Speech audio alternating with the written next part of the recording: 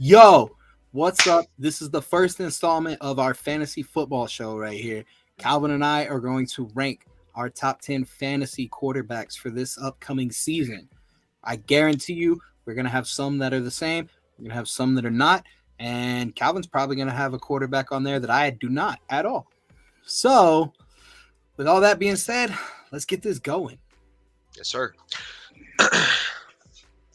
Where's my paper? I got my notes right here. Wrote them down by hand because if I didn't, I would have forgot. Yeah, I typed mine up earlier today. Must be nice to be God's favorite. Or have a decent credit to where you can take a loan out for a $4,000 computer.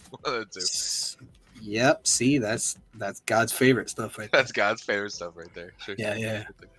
All right, let's get into it. Starting number 10.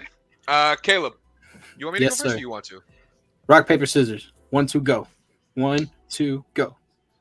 Fuck. Okay, I'll go first. Yeah. Okay. At number 10, I have Russell Wilson. Okay. I have him at number 10 now because I don't really know how well he's going to do yet since he's, just went over to Denver.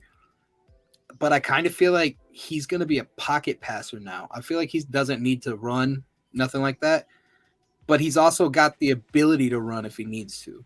Absolutely. I think he's going to be more accurate over there. He's got some more weapons now. One of my sleepers is on that team for the year. So I feel like Russell Wilson has changed his game up completely, and he's just an all-around quarterback now. Yeah, I 100% agree, but it's ironic that, coming out of Seattle, somebody who we always thought was an MVP favorite every single year, we're now now he has a better offense. Now he has a better system. Yeah. Now he's going to be a pocket quarterback. Ironically, I have Russell Wilson at number 10 too. Okay, see, there we go. Yeah, and usually I'm all for veteran quarterbacks starting out with rookie head coaches in a new system somewhere with new weapons. He's not going to be a bad quarterback, but the thing people don't understand about fantasy football is the quarterback difference between quarterback 1 and quarterback 10 is usually only 40, 50 points for the whole year. Yeah, if that. I mean, sometimes the only difference between the quarterbacks is one of them ran for a touchdown a few times instead of just passing it.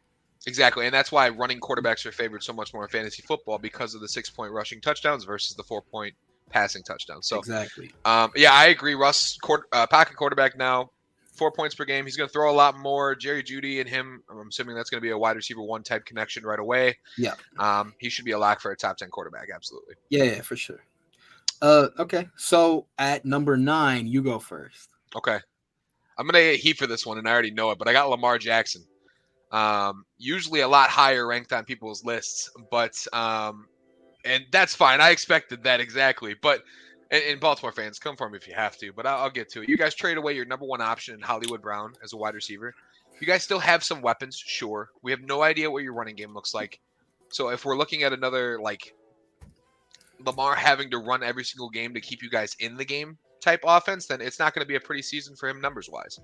So that being said, I got him number 9. He could go a lot higher depending on how the offense looks, but right now I just don't have the faith to put him any higher. Okay. I definitely disagree with that, but okay. My number 9 is going to be the Houston boy, Jalen Hurts. I thought you were going Mills Mafia for a second. No. No. Jalen Hurts. Last year he finished as quarterback 6. Mm-hmm. And I feel like he has the potential to do that, and do even better. I just don't understand how well he's going to do right now. Sure. Because now he has A.J. Brown. Yep. I feel like him and A.J. Brown are going to be a dynamic duo over there, but there's not really much I could say about it yet without watching it happen. So I didn't feel comfortable. I didn't feel comfortable putting him at the lowest, but I also didn't feel comfortable putting him any higher right now with everybody else that's on the list. But he's Lamar Jackson Jr. He can just run. He can pass, if he needs to. He had, I think, 6 games last year that he finished with over 200 passing yards. Yeah, so, and it makes sense. Spoiler alert, I have him as a top 10 quarterback as well. We'll get there. Real quick to defend my Lamar Jackson take, because I feel like I was a little attacked there. He ranked 15th last year in fantasy quarterbacks, for those that don't know. All-time career low in rushing yards, all-time career low in rushing touchdowns. He has 6 fumbles, which you just can't do as a quarterback if you're trying to be a top fantasy guy. He also had 13 turnovers. For the first time in his career, he had double-digit turnovers. So I'm betting on the trajectory of his career, which is slowly going down. I don't want that to happen because when Lamar's doing well, the NFL profits, and when the NFL profits, the product is usually better. Just fantasy wise, I just can't trust him to be anything higher than this. I get where you're coming from. It's just it's Lamar Jackson. You kind of have to rank him a little bit higher than that when it comes down to it, you know. Sure. But I also am a little bit biased because I was the only one that had any faith in him in 2019. I drafted him in the 3rd or 4th round, and he won me 3 leagues. He was a league winner that year. 36 touchdowns and 6 interceptions is a remarkable note, but last year 16-13 is quite a dwindle. And now he just lost his number 1 weapon on the outside too. So, but if you think about it, he was barely a number 1 weapon. That's true. He couldn't catch. Yeah. Okay, so at number 8, I'll go first this time. Yeah. I feel like the fucking fanboys are gonna be mad at me, but I don't give a shit. I got Tom Brady. Ooh, okay. At number 8. I have Tom Brady at number 8. He doesn't have Gronk this year. Gronk's not coming back. No security blanket. Yeah, Gronk and him are the whole reason that he has extra touchdowns every year. So he doesn't have Gronk over there, then he doesn't have anything. He has Mike Evans. Mike Evans, that's the Galveston boy from here, you know. I love Mike Evans to death. He's in my keeper league with me. Yep. But I don't know that Mike Evans is going to be all he needs. I know he's going to have Chris Godwin back coming off of the ACL tear, but he doesn't have Antonio Brown either. Right. Antonio Brown isn't as big of an asset as people want him to be, but he was a nice little security blanket, as you said about Gronk right there. Yeah, 100%. And with Antonio Brown, not to cut you off, but with Antonio Brown, what people don't realize is when you have a low tier wide receiver 1 at your wide receiver 3 spot, that's pretty big for any team. And that opened the field up a lot for Tom Brady. So I 100% agree with that. So without Gronk being over there, Gronk, he's not coming back. We all know that. Like anybody that thinks Gronk's coming back, I'm sorry, he's not. But without Gronk being there, without AB being there, you know, all he's really got is Mike Evans for sure, maybe Chris Godwin, and then I guess Leonard Fournette for the checkdowns. But that's probably not going to be enough to put him any higher than a top 8 quarterback. It's Tom Brady. I get it. I hate the man. He's the GOAT at the end of the day, but that's what it is. He is. And when it comes to Tom Brady, too, like his center just went down. Ryan Jensen might be out for the entire year. Yeah. Like you said, no Antonio Brown, no Rob Gronkowski. I can totally see that. I have Tom Brady somewhere. I'm just not going to say where yet. Yeah. At 8, I got the guy who probably has more fangirls now than anybody in the NFL, Joe Burrow. Just because so listen, you could make the argument Joe Burrow should be way higher than this. You can make the argument that Joe Burrow is not going to even make the top 10. You can go both ways, but he has the most dynamic, I guess, year 2 wide receiver in the NFL in Jamar Chase. He's got a solid run game. They bolstered that offensive line. He has T. Higgins. He has a couple other options on the outside too. He has that tight end that nobody can pronounce his name correctly. He has a ton of options that make him an appeasing quarterback for fantasy football. And I think number 8's the spot for him just because that defense also knows how to get him the ball back quicker. So more points on the board means more points for Joe Burrow. Yep. Yeah. And so at number 7, you go first. Okay. So I took a guy here who was not in the top 10 quarterbacks last year because, well, he got a significantly better offense this year, and that's Derek Carr. Derek Carr is going to be a top 10 fantasy quarterback this year, strictly because he has Devontae Adams, Hunter Renfrow, Darren Waller, and he got a bolstered offensive line. He has a new rookie head coach, which for people who play fantasy football, they know that rookie head coaches usually means a dynamic offense for the first year. This is that 1 year window that they have to make sure that defense don't know what they're going to do. They're going to feature a lot more running backs out of the backfield with passing games. Devontae Adams is a screen monster when it comes to PPR leagues. Expect a lot out of that. Darren Waller, shout out to him for getting off crack, as ESPN always brings up. But at the end of the day, he didn't do crack. He did cocaine and pills. Cocaine. Sorry. But at the end of the day, Derek Carr is going to be a top 10 fantasy quarterback for the reason that he has Devontae Adams on the outside now, which opens up the passing game for everybody else. Okay. Well, I didn't even put Derek Carr in the top 10. So my number 7, I have the 2-foot bandit Kyler Murray. He's a solid quarterback. He's going to have to throw more this year. He's not going to be able to get off with scrambling at all this year, I don't think. No. He's going to get his chance when he can, but that's not going to be his only asset like it's normally been. He's going to have to start throwing, and I feel like he's going to do a lot better. He's also very fast just in case he does have to scramble, like I said. So he's going to get away with whatever he needs to. But his coach just kind of pretends he's 12 years old and played Madden. So, sometimes that works out. 12-year-olds win at Madden by just throwing all the time. And I feel like at the end of the day, Kyler Murray is going to end up doing stuff like that this year, and he's going to surprise a lot of people. I don't think he's going to be any more than a number 7, but I know he's not going to be any less. I think that's fair. Yeah. I think that's fair for a number 7 spot for Kyler Murray. Because, again, Kyler Murray's my top 10. Not saying where yet. We'll get there. But I feel like he has more weapons now overall. Like Hollywood Brown, that the whole thing is, can he catch a deep ball? If he can, then the Cardinals offense has a chance to look a lot more dynamic this year. We also get to see whether James Conner is who he was last year, being a top tier running back. James Conner's not going to run 1.5 touchdowns every game like he did. I don't think so either. I don't see it happening. Especially if Kyler Murray is going to be even higher than a number 7 quarterback fantasy-wise. He does also not have DeAndre Hopkins for the first 6 games. That's true. That is true. So that is huge fantasy impact. Yes. So there's a lot going into it that we'll have to check out. But yeah, so Kyler Murray, number 7. Number 6, I've got your boy Joe Burrow.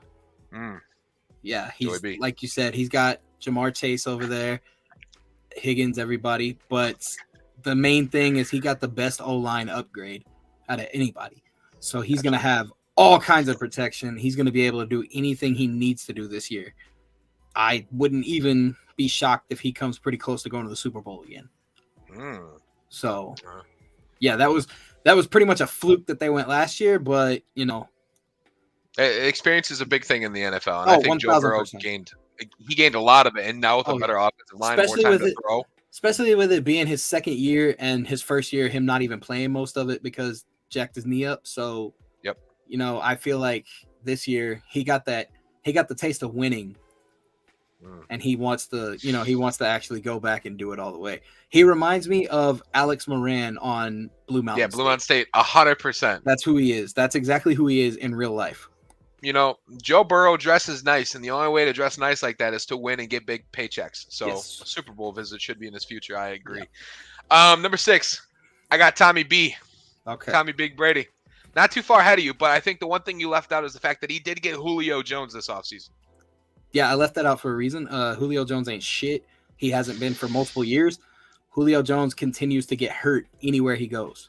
I 100% agree with you is the ironic part. However, name one quarterback, if you had to give any hurt wide receiver or somebody who was on the downfall or old, name one quarterback that you want to give them situation-wise to throw to. It's Tom Brady at the end of the day, right? Tom Brady can make anything work with anybody. He had Antonio Brown for like a game, and Antonio Brown had like 8 catches for like 100 yards and a touchdown. Yeah, I get that, but there's no way that Tom Brady's going to make anything work for him if he's injured on the sideline. I, once again, agree, which is why I think Julio Jones is the new security blanket that Rob Gronkowski was. I think when you're looking for a security play, when you're looking for something safe, he'll be the security for the 2 games that he plays before he's out for the season. Yes. Sure. We'll see. Agree to disagree. I got Tommy B at 6. All right. So at 5, who do you have? I got Jalen Hurts at 5. Oh, okay. Because the guy was number 9 in fantasy last year, and he played 15 games. Right? He didn't get a full season. He would have been higher had he, but. Adding AJ Brown, adding in the fact that Coach Sirianni now believes that you can run the ball and throw the ball, and then have Jalen be a third option running the ball as well. It opens up the offense as a whole. And one thing that was beneficial for Jalen last year is that they didn't want to run the ball with Miles Sanders and I forgot his first name, but Scott in the backfield. They didn't want to run the ball, Boston Scott. They didn't want to run the ball with him either. That was a terrible idea. But now, towards the end of the season, they started winning a little bit. They're handing the ball off. I think they're starting to understand how you actually run this offense. And ironically, I think letting Jalen run less in the open field opens up a lot more fantasy points for him in the throwing aspect. So I got Jalen Hurts at number 5. All right. At number 5, I have Matthew Stafford. He's a Super Bowl champ. This is his second year playing for the Rams. And anybody can hate on it all they want, but you got to understand Matthew Stafford was putting up numbers and making the Detroit Lions look good for years. The Detroit Lions are easily probably the worst team in the NFL and have been forever. And he was over there making them look good even without Megatron. Yep. He had Megatron. True. He made Megatron look amazing, but even without him, he was over there going in, doing as best he could and putting up points every single year as a top 10 quarterback for the Lions. So, I agree with everything you just said, except for the fact that he's on your list. Okay. Because he's not on mine. Okay. Rumor has it he has thrower's elbow. I don't know if you know what that is, but it's like adjacent to Tommy John surgery in baseball. Mm-hmm. I don't know what Matthew Stafford looks like right now. So, like, if we're saying 100% healthy, I could understand that pick. Right now, cloud of judgment, I just can't. I will say that no matter all I know is any man that can have a separated shoulder and still throw like a 60-yard touchdown, incredible. Yeah. So, and I if you no plug here, but if you listen to the CD's podcast, we talk about Matthew Stafford all the time because the NFC people see him as like the little brother who finally left and accomplished something outside of the home. You know, yeah. He's the guy who got away and became something big. I love Matthew Stafford. Yeah, I just don't know. So I had Matthew Stafford in 2014 when the year that he was actually a playoff contender. Yeah, and that was a huge year for him in fantasy. Here's what I will say. To anybody watching this video, if you are looking for a security blanket quarterback and Matthew Stafford's healthy and for whatever reason available, take him. Because no matter what, he's not going to have bad weeks. Like, there's just not a week where he doesn't throw 250 and 2 touchdowns. He might throw a couple interceptions here and there because he's a little loose with the ball sometimes, but he's a solid guaranteed quarterback almost every single week. I just don't know if he's going to be top 10 this year. So, at number 5, who do you have? I had Jalen Hurts. Oh, okay. So that means at number 4, yes, I have Lamar Jackson. Okay. So Lamar Jackson, he's a running back that can throw. That's what we've always said. And not accurately. Exactly. But I mean, he gets it done when he needs to. There's not really much else to say. You don't have Hollywood. Hollywood was barely an asset to him to begin with when it comes down to it. He's got Mark Andrews. That's always going to be his number 1 over there. That's the Gronk security blanket. Yeah. So, I mean, at the end of the day, Lamar, definitely a top 5. And at number 4. You said, we agree to disagree because you had him. Yeah. Once again, the difference between 1 and 10 is maybe 40 to 50 points. Exactly. You value Lamar's running style a little bit more than I do. I just don't see the passing numbers being there just as much this year. Yeah, but it's like I said at the beginning, 6 points is more than 4. That's true. This is true. At number 4, I got the 2-foot quarterback, Kyler Murray. Okay.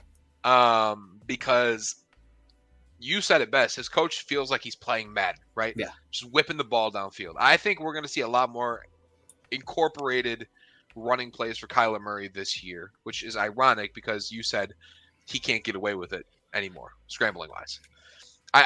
Scrambling-wise, I agree, but I think these are going to be drawn up plays for the Cardinals offense. And I think that's why the clause in the contract was you had to study for so long every single week, because I feel like he's trying to incorporate more things into the offense to make it a better offense for Kyler Murray and for the Arizona Cardinals. Add in Hollywood Brown, which if he can catch a deep ball, we all know that Kyler's got touch down the field. He's fast, athletic. I think we flipped values when it comes to Kyler Murray and Lamar Jackson, and that's what the difference was on this list. But at the end of the day, I got him top 5. All right. Number 3 on my list, I got Patrick Mahomes, which shouldn't be a shock to anybody, him being in the top 3 at all. This means that our 2 and 3 are swapped. Probably. Patrick Mahomes did lose Tyreek Hill, which if he didn't, I probably would have had him a little bit higher, maybe. But he gains Marquez Valdez-Scantling, he gains Juju Smith-Schuster, he gets Sky Moore. His wide receiver core is now more rounded than it was before. It was Tyreek Hill and a bunch of guys who were able to catch the ball, but they weren't anything special necessarily. Now he's got a speed guy in Marquez Valdez-Scantling. Sky Moore is a speed guy as well. Juju Smith-Schuster should benefit from being in the slot there. Travis Kelce, obviously the Gronk security blanket that he needed. Yeah. Offensive line is decent. Andy Reid is an offensive genius. I just don't see how Patrick Mahomes is not a top 3 quarterback. Yeah, I completely agree with that. At my number 3, I have Justin Herbert. Yeah, Justin Herbert 1000% is going to go in the 3rd round, right behind the number 1 that's going to be on our list for sure. Yep. So no matter what, when it comes down to it, Justin Herbert is a great fantasy quarterback. Like, he can make all the passing things that he needs to happen. He can run if he needs to. He can get anything done. Yeah. There's just no reason why, if Justin Herbert's on the board, you shouldn't draft him. Exactly. 1000%. He'll give you close to 300 passing yards a game, and he'll probably give you over 50 rushing yards too. Yeah. With a touchdown, most likely. So Justin Herbert for sure has to just be there. Absolutely. Who do you got at number 2? Number 2, I have Patrick Mahomes. Of course. He's Patrick Mahomes. That's pretty much all you have to say. He's been consistent for literally the entire time he's been in the NFL. Never really had any bad issues going on. And he doesn't have Tyreek, but, he's still solid. And he's fallen in the 5th round lately in mock drafts, which if you can get Patrick Mahomes in the 5th round, like, do it. Yeah. If your positional needs are filled, 100% grab a quarterback 5th round. Don't feel bad about it. Just be careful. Yeah, I never take a quarterback before the 3rd to 4th round. Sure.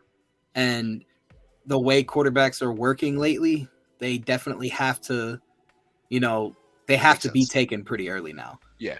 Or else 100%. You're not going to get a quarterback. The second one of them's taken off the board, there goes the rest. Domino effect, 100%.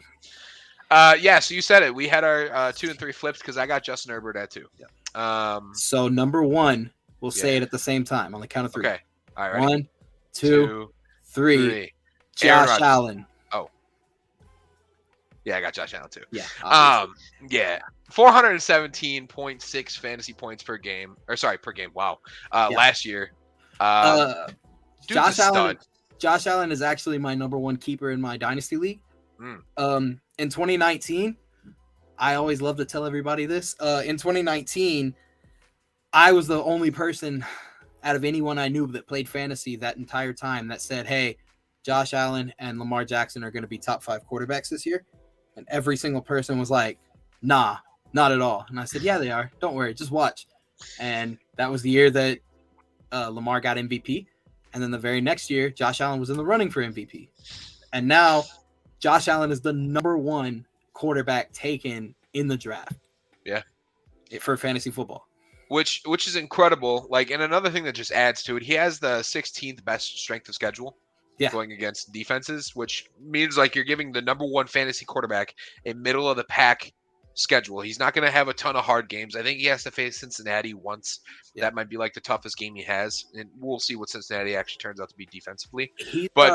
He's like the most accurate quarterback when it comes down to it. I'm pretty positive. Yeah. He's definitely going to get you rushing yards. He's not scared to run because he's gigantic. Huge. He's huge. He trucks people all the time. Last year, he was hurdling people. Yeah. Like, he's gigantic. He's going to get you for sure, like, rushing touchdowns plus passing touchdowns. He doesn't have some of his weapons from last year, like You know, he doesn't have Cole Beasley's non-vaxxed ass. He doesn't have Emmanuel Sanders over there, but he's got Gabriel Davis. He's still got Stephon Diggs, and Yeah. he's still got Dawson Knox. Yeah. And Dawson Knox is probably one of the best fantasy tight ends when it comes down to it, just because Josh Allen loves passing to him to get touchdowns in the red zone.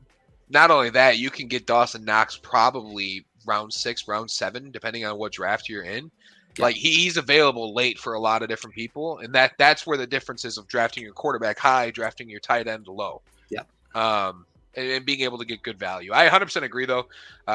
Josh Allen, for his career, he averages 7 touchdowns a year rushing. Yeah. He's thrown 36 and 37 the last 2 years. So you're getting 45, maybe 50 touchdowns if he takes another step this year, which is unheard of for a quarterback. When you're running the ball a lot, you don't see that much of a combination between the two usually. So and he takes care of the ball, which is a big thing. Only 3 fumbles lost last year. I know I said that was the same amount for Lamar, but Lamar relies more on his running than Josh Allen does. Josh Allen has a cannon. He's accurate with it. He should be the number 1 lock in every single fantasy league for the top quarterback off the board. Yeah, 1,000%. Yes, sir. And you got any honorable mentions by any chance? Man, listen, you know how much of a homer I am. It was so hard not putting Aaron Rodgers on the list. I thought you were going to put Aaron Rodgers on the list. It was so hard. It was Aaron Rodgers was tough for me, and I still think he might be able to squeak top 10. He's not going to be near the top.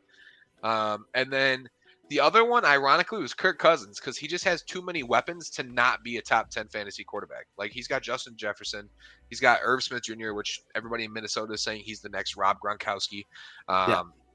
Adam Thielen, who's one of the best hands wide receivers in the NFL. Like they have so many options. It's hard to say this guy's not a top 10 fantasy quarterback, but then you got to think about him showing up every single game, and that's just not something you can do. So yeah. What about you? Davis Mills? No. Davis Mills, you know, he's probably going to get you like 18 points a game, which if you are in a really deep league and you absolutely need somebody, that might be okay, but sure. Super flex QB2, maybe. Yeah. The only other person that I'm really gonna say, maybe Dak Prescott. Yeah. Dak Prescott. You know, I hate the Cowboys. I hate Dallas. Everything like that. But Dak Prescott's always gonna give you a pretty good amount of points when he's not hurt. And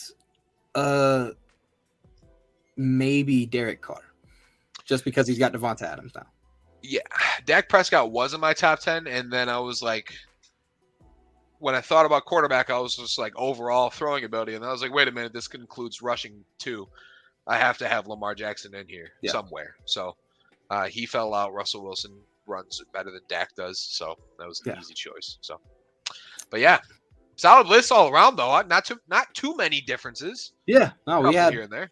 We only each had one person in our list that the other didn't. So yeah, Matthew Stafford and Derek Carr, I believe. Yeah, it was the two. Yep. Yeah. Well, this has been fun. This is probably just the first installment of many that we're gonna do. Yeah. I would assume. If you made it to this point, make sure you hit the like and subscribe button. It costs you guys nothing, does a ton for us. We genuinely appreciate it. If y'all did like this, you know, comment. Let us know if y'all want us to do wide receivers, running backs, tight ends, all kinds of stuff. Yeah, absolutely. If there's any criticisms, anything along those lines, drop those comments down below. We'll get to them in a timely manner. And we will see you guys next time. Peace. Peace.